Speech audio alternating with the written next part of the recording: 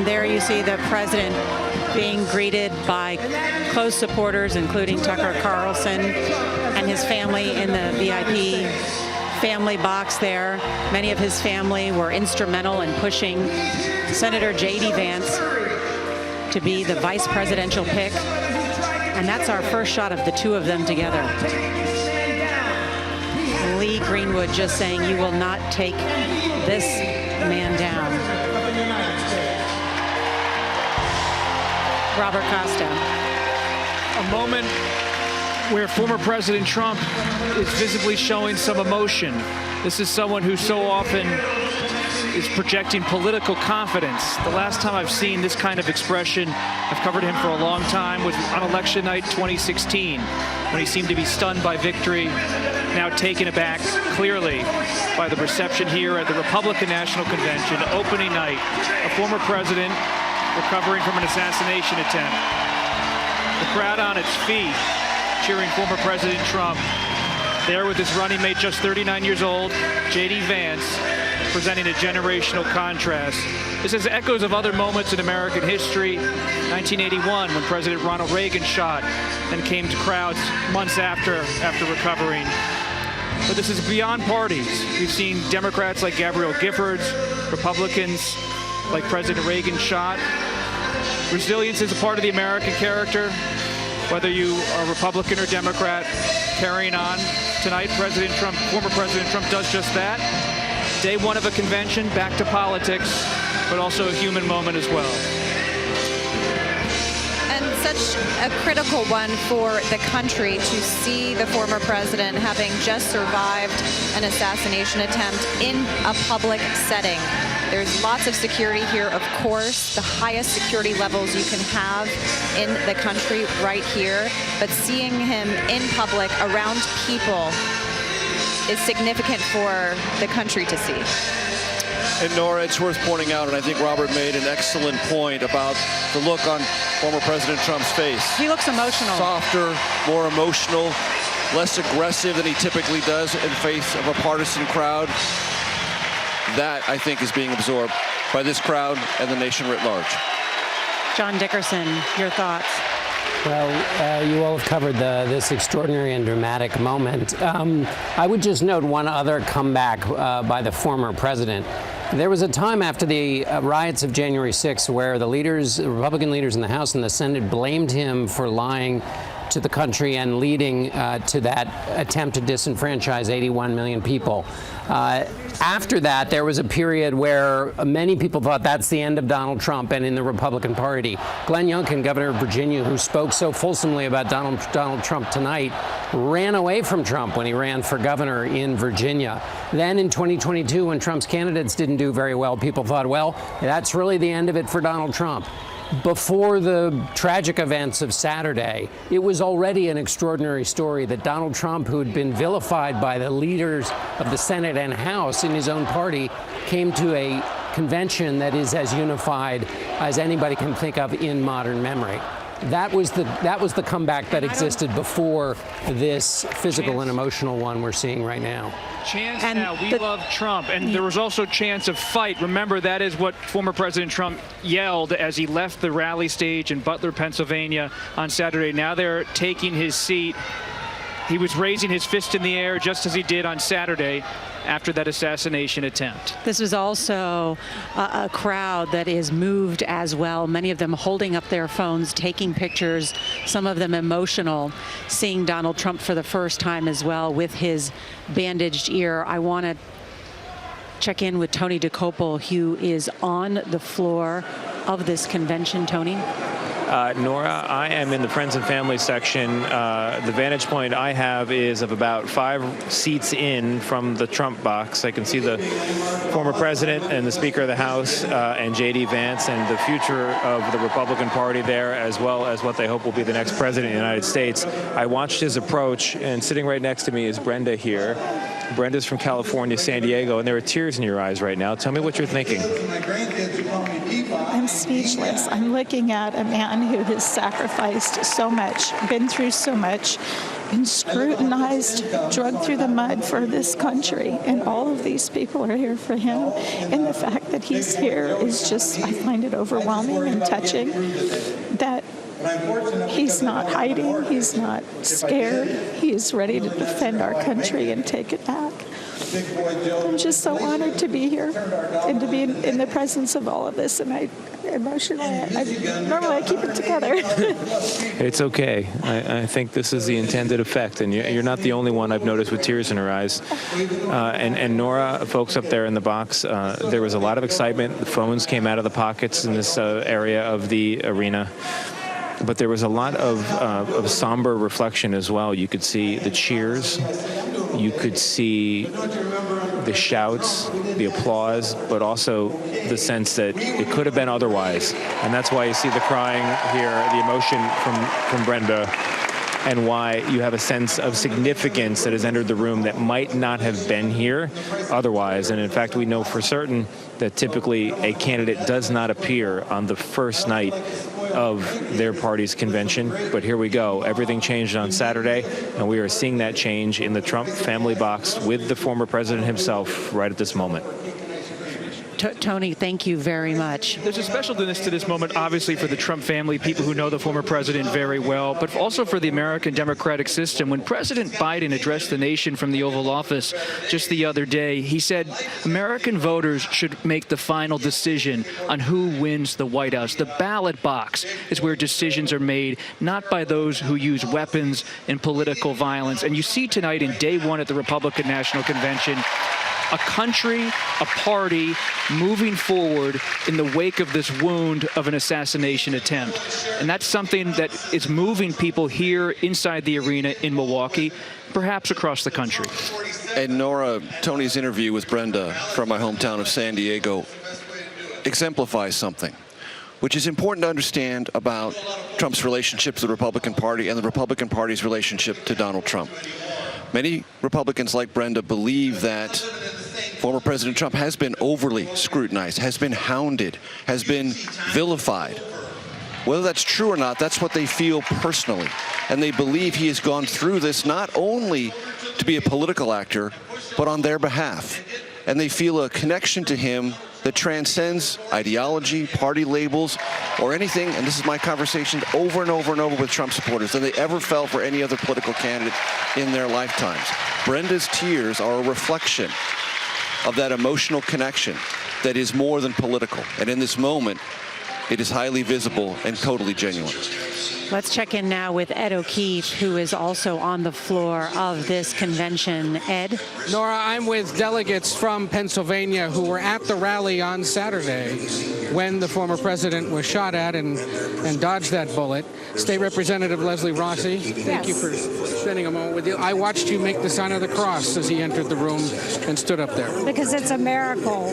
I mean, God has his hands over Trump, and I am so emotional just to see him here with us this evening. When he went down, there was a calm over the crowd. You would think in such a situation like that, you would see chaos and screaming, and that wasn't the case at all. I was right there.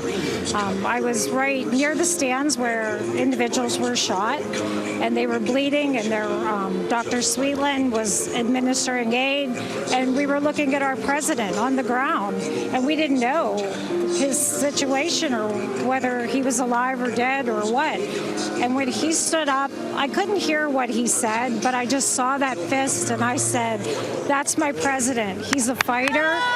He is doing this for us, and we just really respect and admire all that he's gone through. It's tremendous, and it's not how it should be. No, we shouldn't have violence at our political rallies at all. Not absolutely. on any level, because you know what? My mom's a Democrat. I don't even think she votes for me. But she's a Roosevelt Democrat. She's 97, but we live in the same household. And so we get along and we function. And so in my office, I help Democrats every day. They respect me. I respect them. We work together. And that's where this country has to get back to. You told me you were there for so long before the former president took the stage that you have photos of the crowd, and you realize that you have photos of the man who was killed. I do. and you'd seen him before it happened. I had seen people up in that section. I more so noticed Dr. Sweetland because he had a white shirt on that said USA, and That was the emergency room doctor who helped. I didn't know that at the time, but he was in the middle of the stands, and he was waving and smiling, and he was with another gentleman who had a white beard, and they both had white shirts on. So they stood out to me. You're sitting there for 4 hours in the hot, hot sun. So obviously I did notice them, and then when we heard the pop, pop, pop, pop. It wasn't very long after that I saw him go down, and he started administering aid to Corey right away. Following when they carried his body out, I saw Dr. Sweetland go. And that was so emotional for me and both my husband. We were sort of in shock, but when we left and got home, we both embraced each other and we just cried and hugged each other because we can't believe we witnessed this. It's not right. It's not where we want to see Americans be as a country. We need to be united and together and have our differences. So I couldn't believe this happened in front of me, in front of all those people. And 48 hours, here you are in the convention hall, that's and why here I he made the is. sign of the cross, because he's a gift from God. I just believe God has his hand on him. Tom King from Butler County as well. You were there as well. You saw, you were at the event, right? Yes, I was. I had the pleasure to meet with the president about 10 minutes before he was shot. It was a terrible day. I'm from Butler County, Pennsylvania. It was a terrible day in Butler. Evil came to Butler County. My prayers go out to the family of Corey Comparatori, who was lost, and the other victims there. It was a terrible day, and what otherwise started out as a wonderful rally for the president to support him. We were gravely concerned that the president, whether the president was going to survive. The crowd was frozen, waiting to see if he was going to survive, and when he did, it was a blessing. Quickly, I'm curious, 2 days or so since that happened, how should the Republican Party conduct itself now from this week into November if it wants to win the White House back? I think the party has to be a big party. It has to be a big umbrella. The Republicans stand for lots of people, little people, all across the United States. And the party has to coalesce around Donald Trump and J.D. Vance. We have a wonderful ticket. They stand for things that are right in America. We have to get America right again, and that means retiring Joe Biden. Nora, as we toss back to you, one of the things we'd heard a lot about from delegates is the resolve to win in November after what happened on Saturday, to take the resolve that the former president, they believe, demonstrated in the moments right after the bullet grazed him and turn that into a victory this November. We've seen laughter, dancing, clapping, joy on the floors of conventions for years. I'd not seen tears, signs of the cross, and sort of stunned amazement at the presence of the former president tonight as he was here. Nora, back to you. Ed O'Key with those revealing interviews from delegates who were at the rally in Butler, Pennsylvania. Ed, thank you so much, and so interesting to hear from them, and certainly about this now even more emotional connection that they have with Donald Trump. Want to just point out that speaking right now is Amber Rose, who is probably most well known for dating Kanye West and is a media personality. It's an unusual choice to speak here at the Republican convention on a night like this. We're saluting and seeing Donald Trump for the very first time. We have not seen the former First Lady, Melania Trump, tonight, or Ivanka Trump. It's not clear whether they are here. We just have not seen them in the booth. But Donald Trump tonight appearing emotional in many ways, and as he makes his first public appearance since the assassination attempt. Let's listen in just for a moment to Amber Rose. And I believe the left-wing propaganda that Donald Trump was a racist. My father said, "No, he's not, Amber. What are you talking about?" And when I insisted, he said, "Prove it." So to prove my father wrong, I did my research and looked into all things Donald Trump. People have to do their research. I watched all the rallies, and I started meeting so many of you, his red hat wearing supporters.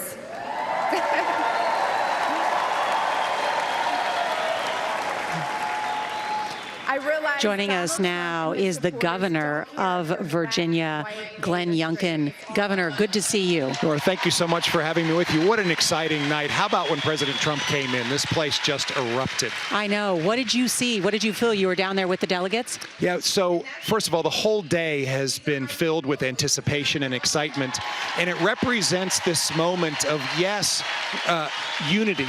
Unity for the party, unity for the nation.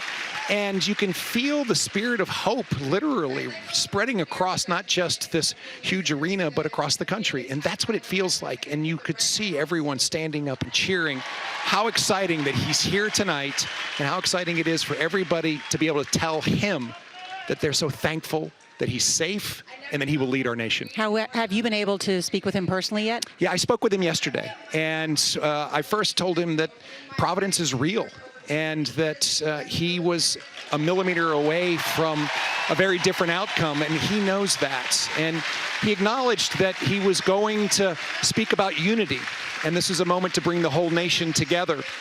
And then he encouraged me, rewrite your speech too. He did. And so this is a real statement about a moment in America where we get to reflect on where we are and where we want to be. And we don't want to be where Joe Biden's had us. We don't want to be in a moment of weakness, of foreign policy weakness or economic weakness with chaos at the border. We know that we can bring common sense back to America.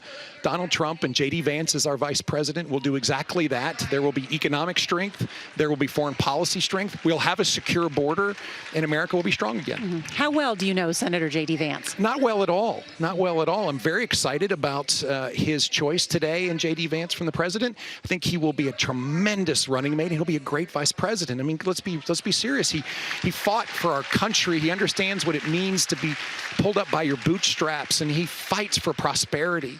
He's going to be a great running mate for the president. You're from the state of Virginia, the great Commonwealth of Virginia. Thank you. And before the last couple of weeks, we looked at the polls. It's not a battleground. It has been a purple state in years past.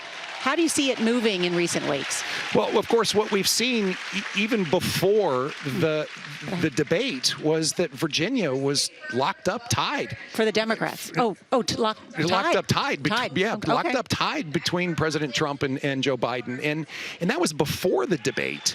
And of course, what that reflects, I believe, is the same sentiment that when we were fortunate to win in 2021, the idea that Virginians want an economic future that's bright and strong, and they want to make sure that their children can go to schools that teach their children how to think, not what to think, that we back the blue, that we stand for our military. I mean, this is the America that Virginians want, and that's why I think that the weak leadership from Joe Biden is being reflected in strength with Donald Trump in the polls, and Virginia's in play. Mm-hmm. Major Garrett is with us as well. Governor Youngkin, you mentioned a moment ago that what happened on Saturday was, from your vantage point, a providential moment. I do. I know many delegates that I've spoken to believe exactly the same thing. Thomas Jefferson talked about the separation of church and state. Articulate for the country, as best you can, a providential moment, but also maintaining that separation of church and state. Well, first of all, I am led by my faith. And Suzanne, when I asked her to marry me, said yes, but our faith has to be at the center of our marriage. That's the way that we live our lives. And as I serve as governor, I don't check my faith at the door. It comes into every decision with me. It's part of who I am. I do believe that's one of the reasons why Virginians trust me, is they understand the basis by which I'm going to be making decisions, which is something bigger than myself. And I believe that there is not a message by separation of church and state that we are to be unimpacted by our strong belief that there is an almighty creator who endowed us with certain unalienable rights, and among them are life, liberty, and the pursuit of happiness. This is America. And in fact, faith and God are infused into our national soul.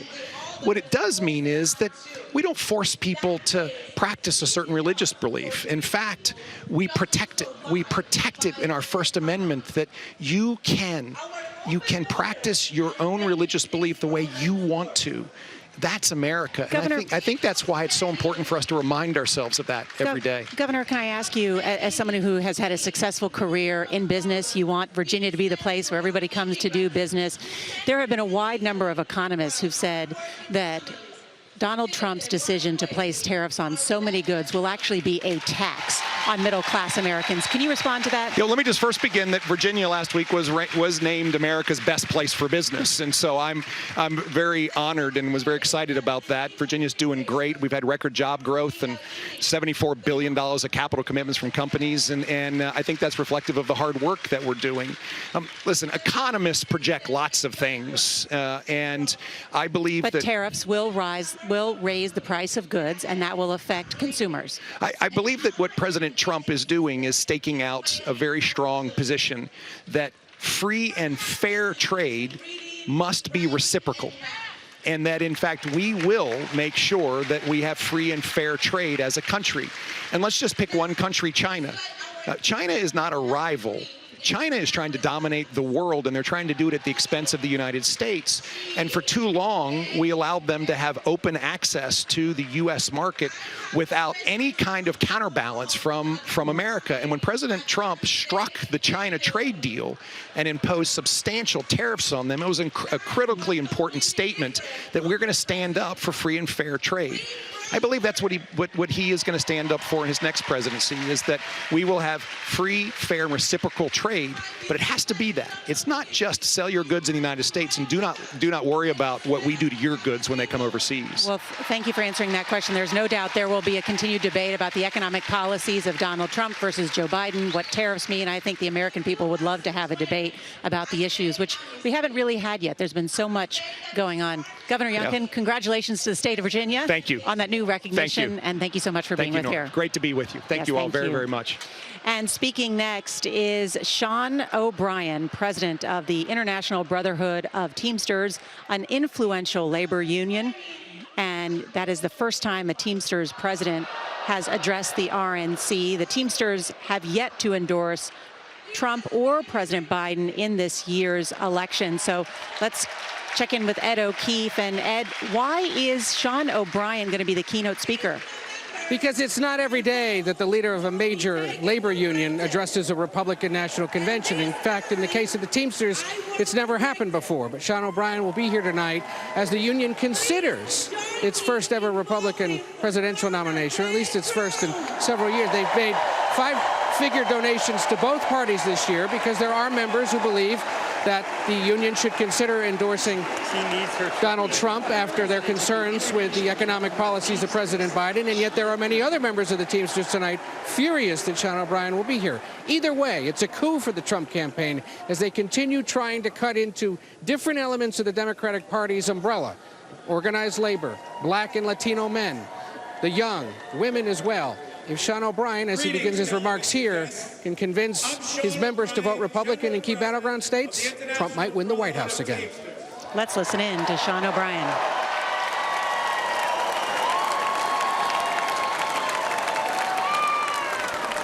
I'd like to give my peeps from the greatest state in the nation, Massachusetts, some props. What's up? First, I want to thank the hardworking Teamsters and union members here in Milwaukee who play vital roles in the building and operations of this convention.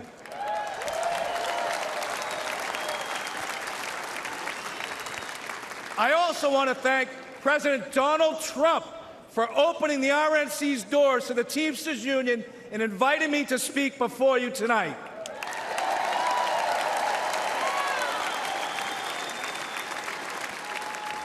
I travel all across this country and meet with my members every week. You know what I see? An American worker being taken for granted. Workers being sold out to big banks, big tech, corporates, and the elite. And I'm not the only one who sees this. Everyday families see it. The American people aren't stupid. They know the system is broken. We all know how Washington is run. Working people have no chance of winning this fight. That's why I'm here today, because I refuse to keep doing the same things my predecessors did.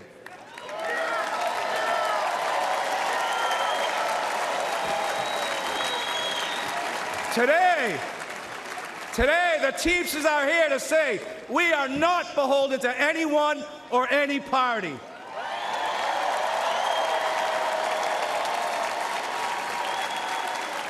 We will create an agenda and work with a bipartisan coalition ready to accomplish something real for the American worker.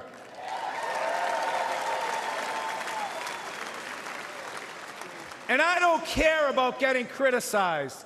It's an honor to be the first Teamster in our 121-year history to address the Republican National Convention.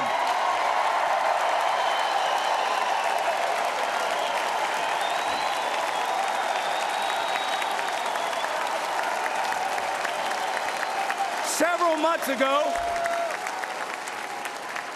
I asked the RNC and the DNC for the opportunity to speak. To be frank, when President Trump invited me to speak at this convention, there was political unrest on the left and on the right. Hard to believe. Anti-union groups demanded the president rescind his invitation. The left called me a traitor.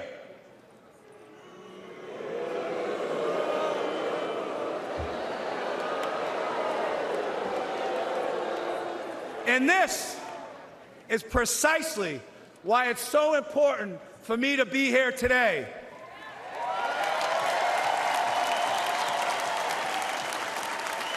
Think about this. Think about this. The Teamsters are doing something correct if the extremes in both parties think I shouldn't be on this stage.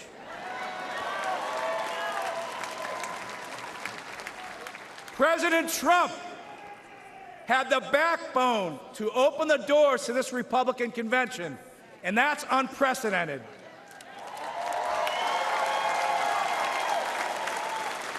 No other nominee in the race would have invited the Teamsters into this arena.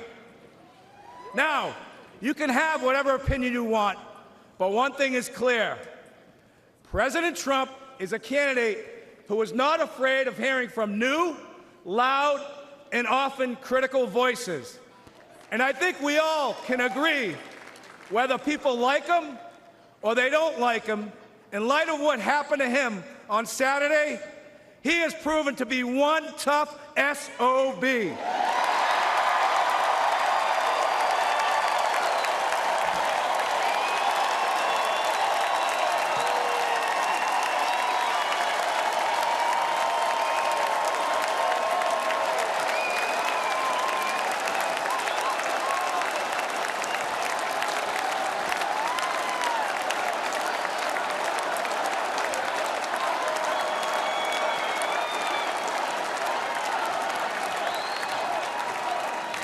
Now, when I won the presidency of the Teamsters in a national election 2.5 years ago, we started reaching across the aisle.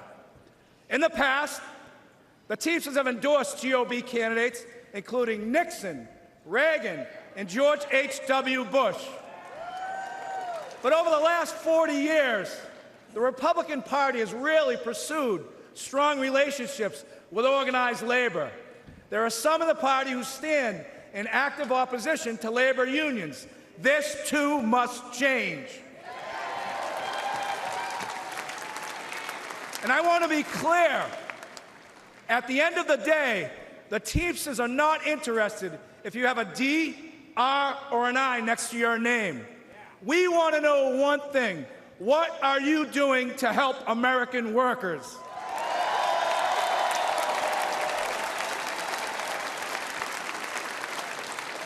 As a negotiator, I know that no window or door should ever be permanently shut. In my administration, the Teamsters reached out to 8 Republican senators who stood up for railroad Teamsters over our fight for paid sick leave. Josh Hawley was one of them.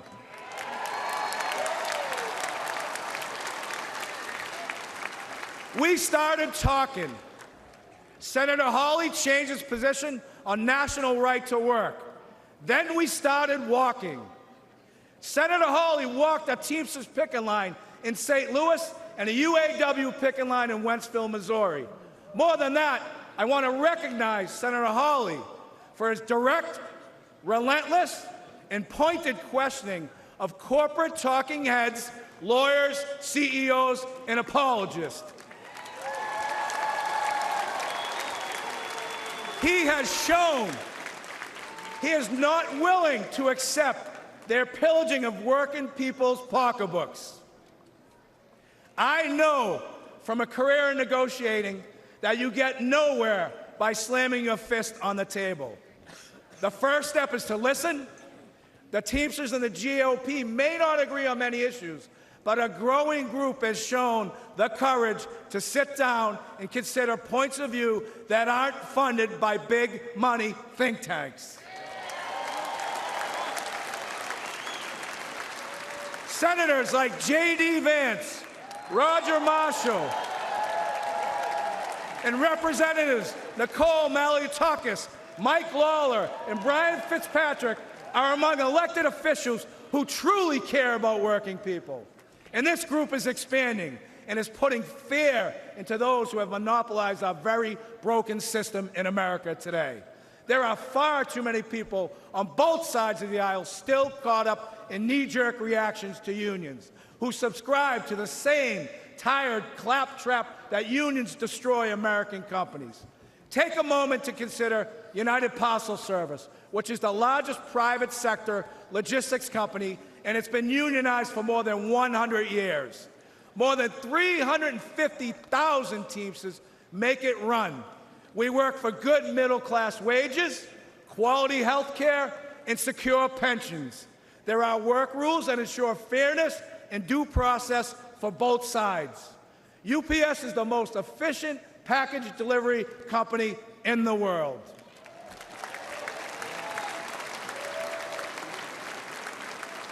But let's not forget that UPS doesn't provide these great wages and benefits out of the kindness of its heart. UPS does it because the Teamsters fight for it, all 350,000 of us.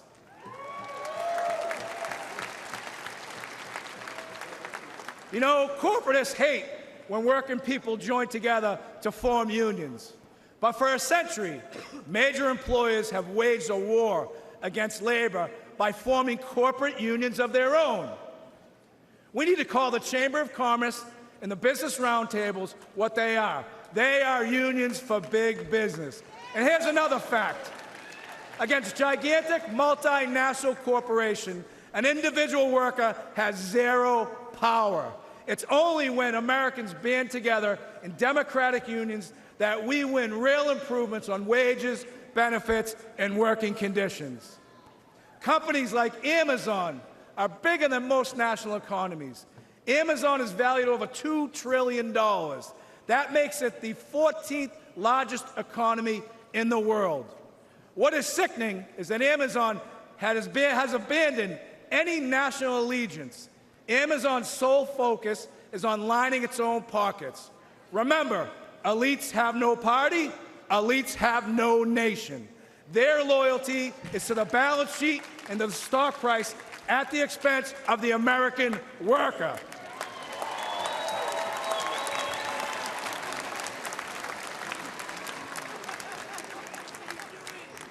In my office in Washington, D.C., I can see the United States Capitol from my window.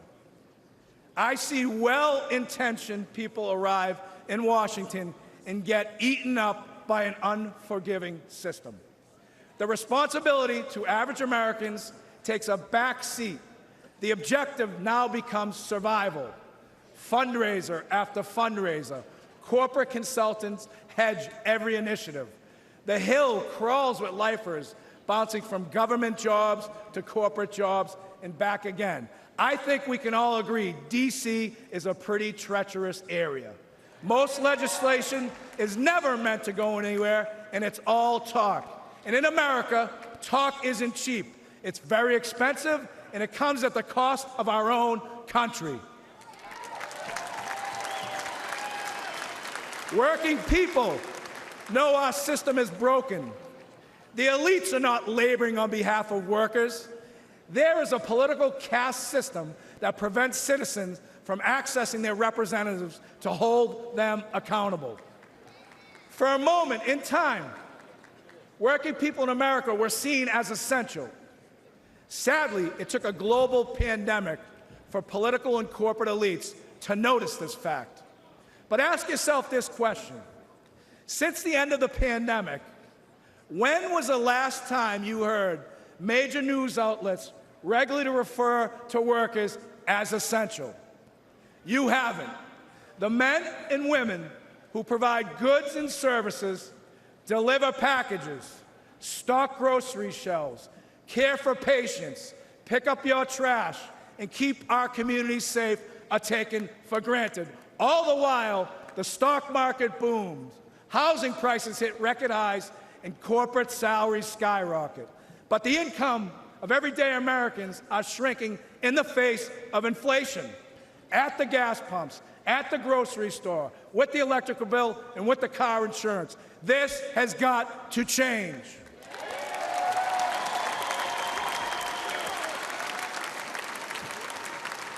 Never forget, American workers own this nation.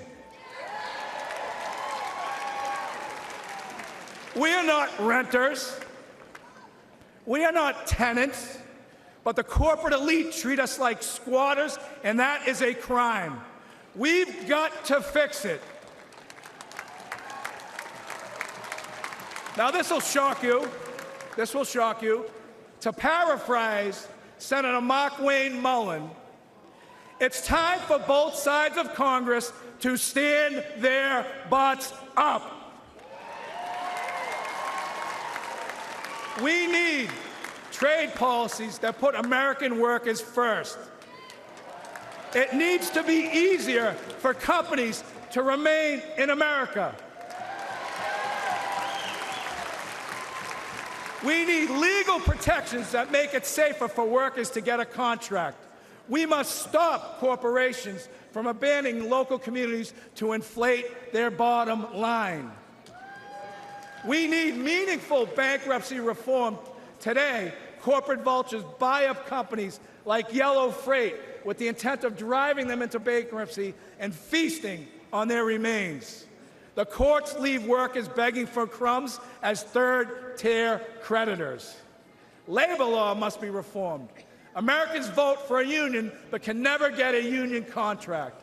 Companies fire workers who try to join unions and hide behind toothless laws that are meant to protect working people but are manipulated to benefit corporations. This is economic terrorism at its best. An individual cannot withstand such an assault. A fired worker cannot afford corporate delays, and these greedy employers know it. There are no consequences for the company, only the worker. We need corporate welfare reform. Under our current system, massive companies like Amazon, Uber, Lyft, and Walmart take zero responsibilities for the workers they employ. These companies offer no real health insurance, no retirement benefits, no paid leave, relying on underfunded public assistance. And who foots the bill? The individual taxpayer. The biggest recipients of welfare in this country are corporations, and this is real corruption. We must put workers first. What could be more important to the security of our nation than a long-term investment in the American worker? In 2021, Teamsters nationwide elected me to fight for them, and that's precisely what I'm doing. Something is wrong in this country, and we need to say it out loud. I will always speak for America and the American worker, both union and non-union. I challenge each and every one of you, and especially my friends on the Democratic side, to embrace cooperation, to truly collaborate, to achieve meaningful and productive change, to ensure we make this great nation in this world the bigger, faster, and strongest nation in the entire world. I love this country, The Teamsters love this country. Our 1.3 million members move America on the roads, in the ports, on the rail, and in the air. And at the end of the day, if the powers to be stop me from raising my voice on behalf of American workers, I will not have one single regret. I still carry my commercial driver's license. I still have my place on the union seniority list. You'll find me back in Boston driving a tractor-trailer, delivering equipment for Shaughnessy and Ahern, because I have the protection of a union contract that gives me the freedom to speak my mind and to fight like hell. God bless the greatest nation. Thank you very much.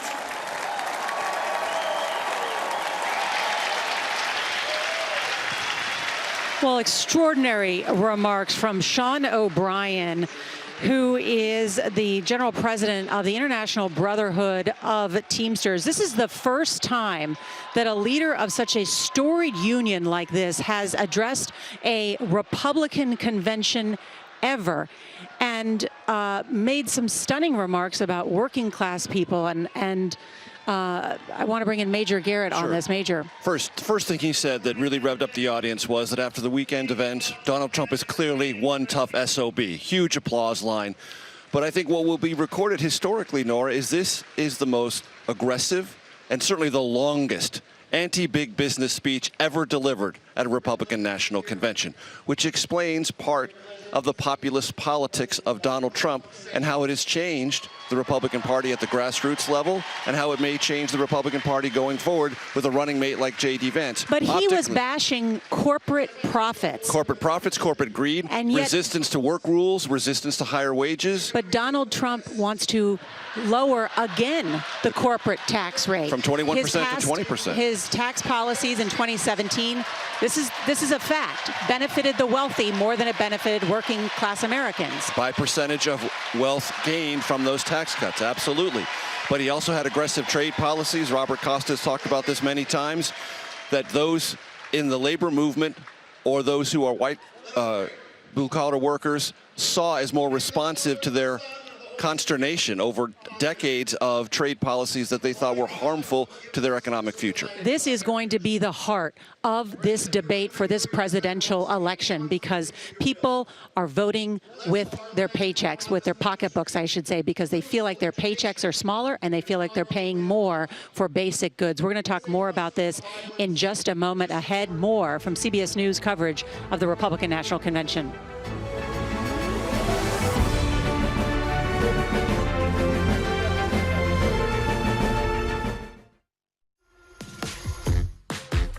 My bestie's got